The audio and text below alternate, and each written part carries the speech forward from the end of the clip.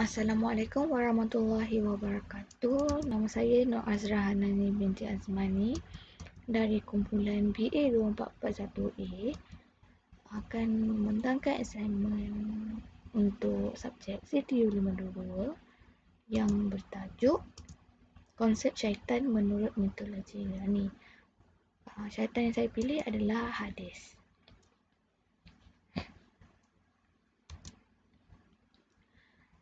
Apakah itu konsep syaitan? Konsep syaitan menurut New Testament Greek Lexicon, syaitan ialah musuh yang diberi nama putera roh jahat dan musuh yang kuat terhadap Tuhan. Ia menghasut manusia supaya mereka terpedaya dengan tipu muslihatnya dan ia mendorong untuk melakukan kejahatan terhadap Tuhan. Seterusnya, syaitan menurut syaitan pandangan falsafah Yunani, iaitu syaitan adalah satu konsep kejahatan yang mendorong manusia untuk melakukan perkara-perkara jahat dan keji, seperti membunuh dengan kejam. Konsep kejahatan ada dua kategori, iaitu kejahatan moral dan kejahatan semujadi. Siapakah Hades? Hades adalah dewa Yunani dari dunia bawah. Dia merupakan anak kepada Kronos dan Rhea, iaitu abang kepada Demeter, Hera, Hestia, Poseidon dan Zeus. Hades mempunyai isteri yang bernama Persephone, iaitu anak perempuan kepada Zeus dan Demeter. Orang Yunani memanggil Hades sebagai Aidonis, iaitu gaib, dan Pluton, orang kaya atau pemberi kekayaan. Manakala orang Rom menyebut Hades dengan perkataan Latin iaitu Dis dan Pluto. Hades juga dikenali sebagai Zeus Katachtonians, iaitu Zeus daripada dunia bawah atau Zeus alam kematian.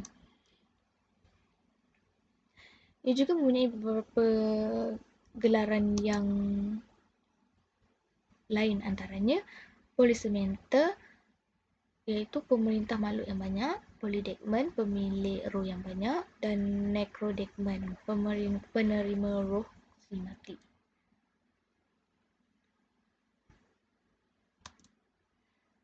Ciri-ciri Hades. Hades ditempatkan di dunia bawah,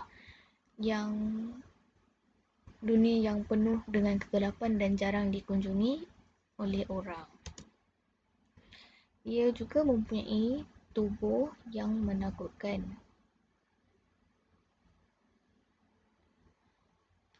Yang ketiga, berjambang. Yang keempat, tidak tersenyum. Dan yang kelima, kelihatan tidak terurus dengan pandangan sedih.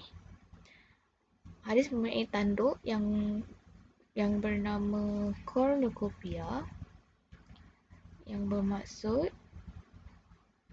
Hades adalah sebagai dewa kekayaan.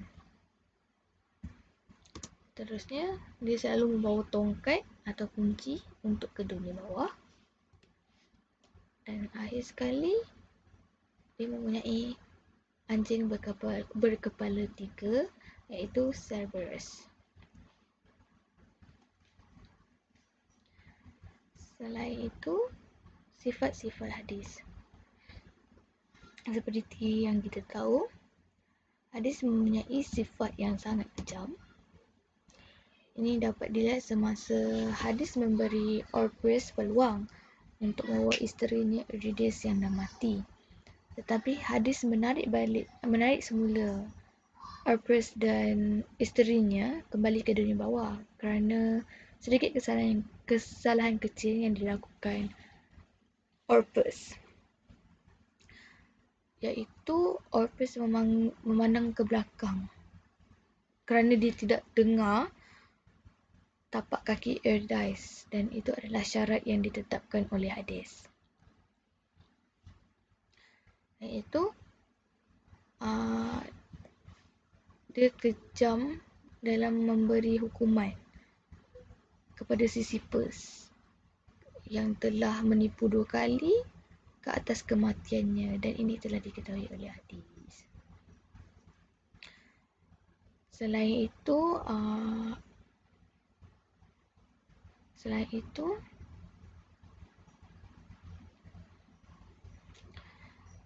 nama Hades dalam etimologi kuno bermaksud tidak kelihatan. Hal ini apabila Hades memakai topi ajaib, iaitu The Cap of Hades, yang dibuat oleh Cyclops. Hades akan gaib daripada pandangan. Oleh itu, Hades juga dipanggil sebagai penguasa gaib, penguasa dunia gaib. Yang ketiga, dia merupakan dia tidak ramah. Sifat Hades yang mahukan sesuatu secara berlebihan. Ini didapati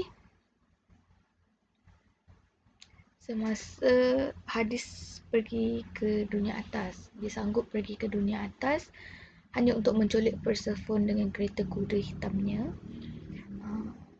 Dia menculik Persephone kerana dia telah jatuh cinta dengan Persephone dan ingin mengahwini Persephone. Tetapi ini tidak dipersetujui oleh ibu Persephone, iaitu Demeter. Selain itu, matlamat Hades. Matlamat Hades yang pertama adalah menegakkan tujuan untuk menjaga keteraturan antara jiwa-jiwa yang hidup dan jiwa-jiwa mati.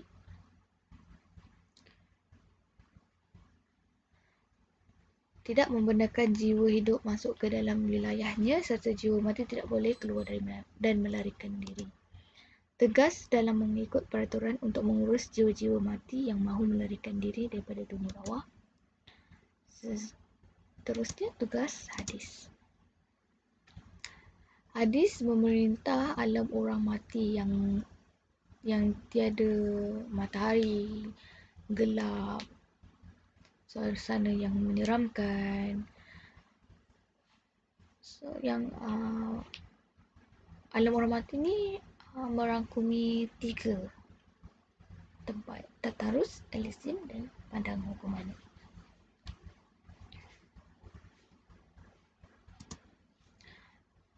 Hades memastikan tiada orang yang hidup terlepas memasuki dunia bawah, serta jiwa-jiwa yang mati terlepas keluar dari dunia bawah. Oleh itu, ia dibantu oleh Cerberus, anjing berkepala 3 yang sangat menakutkan, iaitu anjing pengawal yang mengerikan dari dunia bawah, menjaga pintu masuk di dunia bawah. Cerberus juga sentiasa berada di sisi Hades. Oleh itu, sesiapa yang masuk atau keluar dari dunia bawah, Cerberus, anjing berkepala 3 ni akan memakan orang tu. Ketiga, memberi hukuman terhadap jiwa-jiwa yang mati di dunia bawah. Dia memberi hukuman di padang hukuman di Tartarus.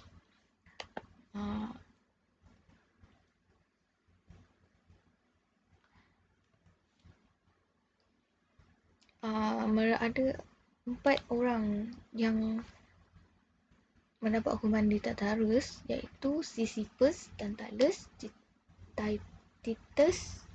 Titus dan Ixion yang mendapat hukuman di situ. Mereka dihukum kerana mereka bermusuh dengan dewa-dewa.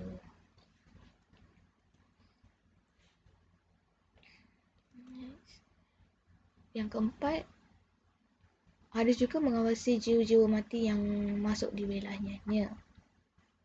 Hades tidak keseorangan dalam menghakimi jiwa-jiwa mati, tetapi dia ada 3 dewa kematian, iaitu Minos, Radamantis dan Equus, yang membantu Hades untuk menghakimi jiwa-jiwa mati.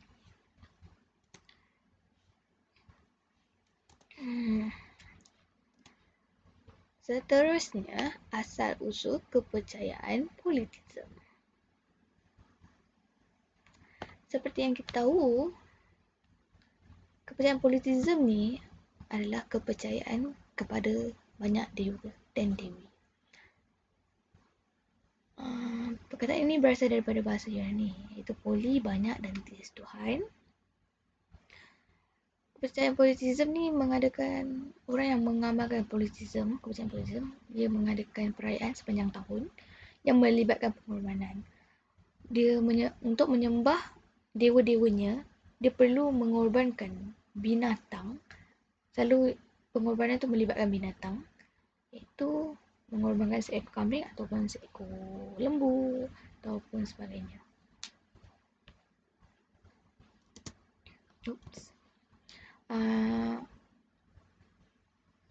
Orang yang mengamalkan politisme ni, dia melakukan percaya keagamaan di mana-mana sahaja.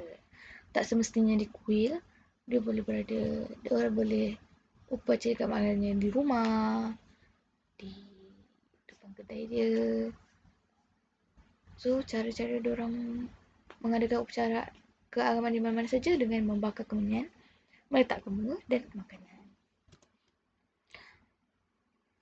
Yang kelima, mereka mengunjungi kuil, tempat yang berkaitan dengan Asclepius, iaitu dewa perubatan yang berada di Epidaurus untuk mencari kesembuhan. Selain itu,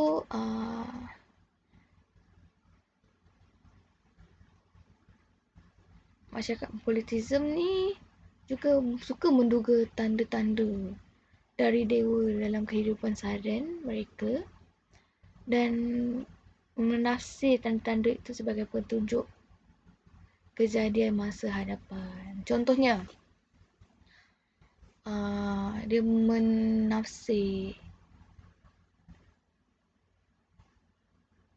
tanda-tanda yang didapati pada burung yang berada di atas langit, percakapan yang diucapkan oleh seseorang pada waktu tertentu, ataupun seseorang itu bersin kecil yang dianggap petanda baik atau petanda yang buruk.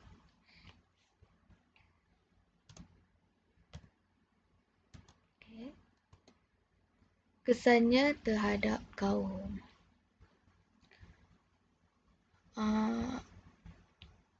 Kepercayaan politisme ni kamus belajar menurut kamus belajar edisi kedua bahasa Yunani dan pustaka, kepercayaan ialah anggapan atau bahawa sesuatu di sekeliling itu benar.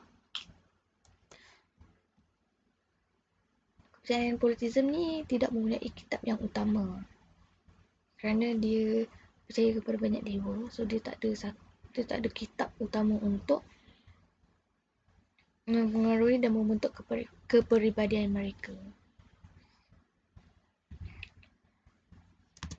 Yang ketiga, apabila banyak sangat kepercayaan kepada dewa dan dewi, ia akan berlakunya perselisihan faham.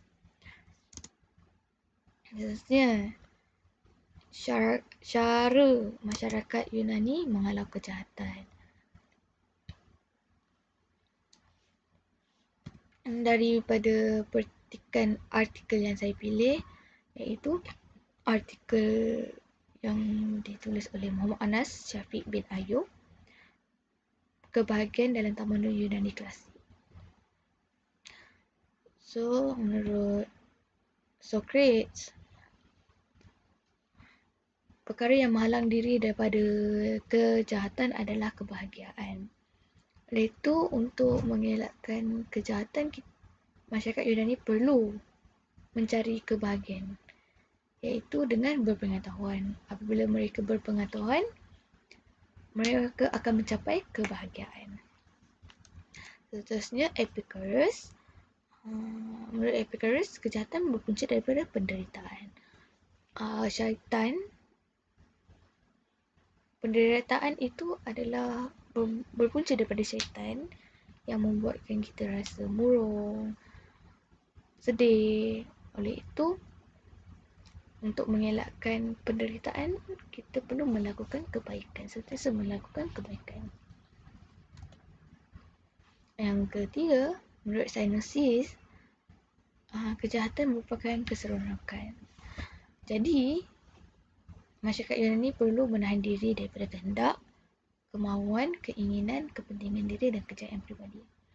Bila seseorang itu terlampau seronok, dia akan memperoleh kejahatan.